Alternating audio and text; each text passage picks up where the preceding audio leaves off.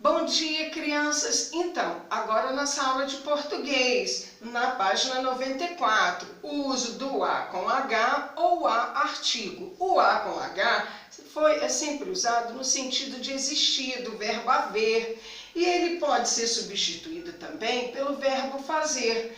O A artigo, vocês vão ver que ele é utilizado para quê? Olha aqui, ó, quando ele se refere ao tempo futuro.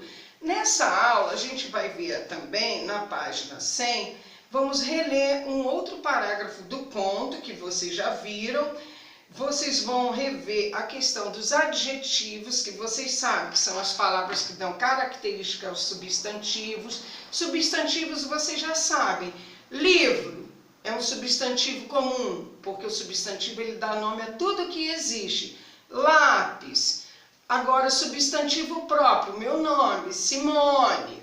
Se eu falar borracha, substantivo que? Comum.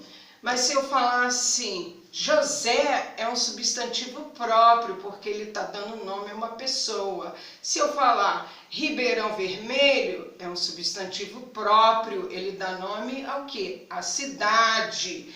Ainda na página 100, vocês vão ver que aparece nesse conto uma onomatopeia. É uma figura de linguagem muito utilizada no gênero história em quadrinhos. Elas representam os sons que as personagens estão emitindo naquele momento.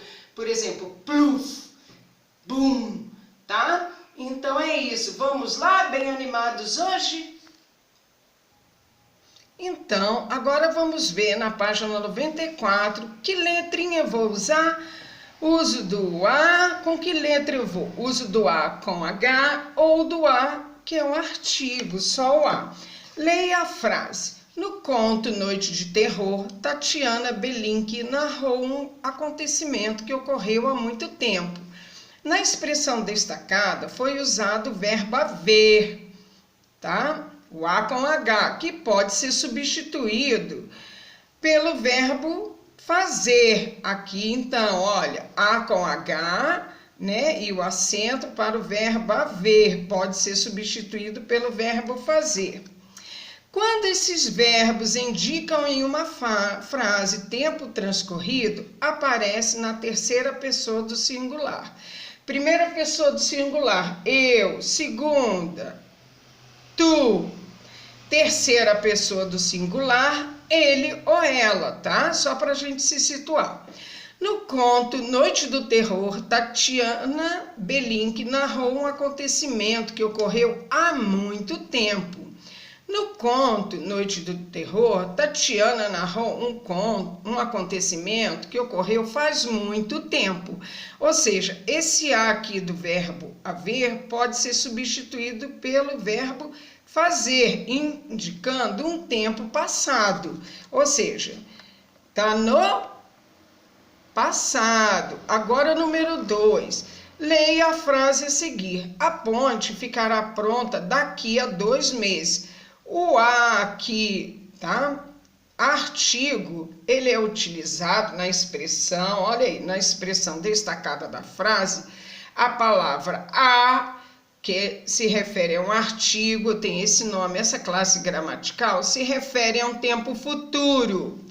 Para conferir se você escreveu certo, basta substituir a do verbo haver por faz, tá? Do verbo fazer.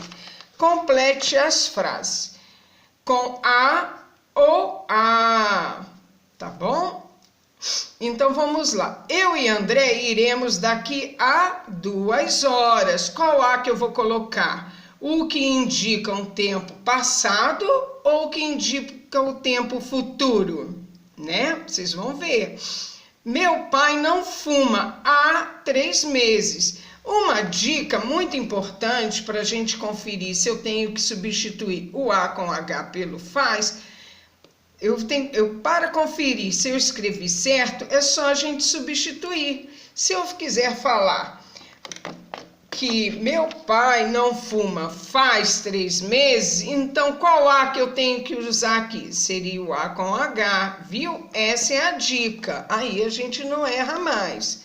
Letra C. Estamos, vocês vão completar, poucos dias de sabermos quem será o vencedor. Estivemos em Teresina 2 semanas. E a letra E, uso o aparelho nos dentes, né? Há 6 meses. Aí vocês vão ver aí e vão completar. Agora, na página 100, releia outro parágrafo do conto. No início, bicicletávamos devagar, com medo à espreita nas curvas. Depois, imbatíveis, voávamos a pedaladas rápidas por descidas desenfreadas nas ruas asfaltadas.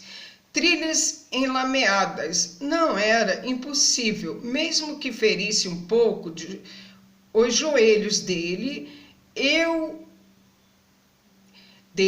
o meu vermelho já arranhado. Letra A. Nesse trecho há uma palavra inventada pela outra. Qual é ela? Circule-a, depois escreva o que a autora quis dizer com essa palavra. Letra B. Você já estudou que os adjetivos dão características aos substantivos e ajudam o eleitor a imaginar as cenas. Copie os substantivos que aparecem na segunda frase do trecho, depois copie ao lado os respectivos adjetivos. Número 6. No conto aparece uma onomatopeia, ou seja, uma figura de linguagem que representa um som. Escreva a onomatopeia e o som que ela representa. Conforme eu falei para vocês, ela imita os sons das personagens. Nessa onomatopeia, as reticências foram usadas para indicar um prolongamento do som, indicar que a fala foi interrompida. Número 7. No conto, aparecem palavras ou expressões para marcar a passagem do tempo na história. Junte-se a um colega, identifique essas palavras, expressões e circule-as. Aí vocês podem juntar com quem estiver próximo de vocês, o papai, a mamãe, um responsável aí. Tá certo?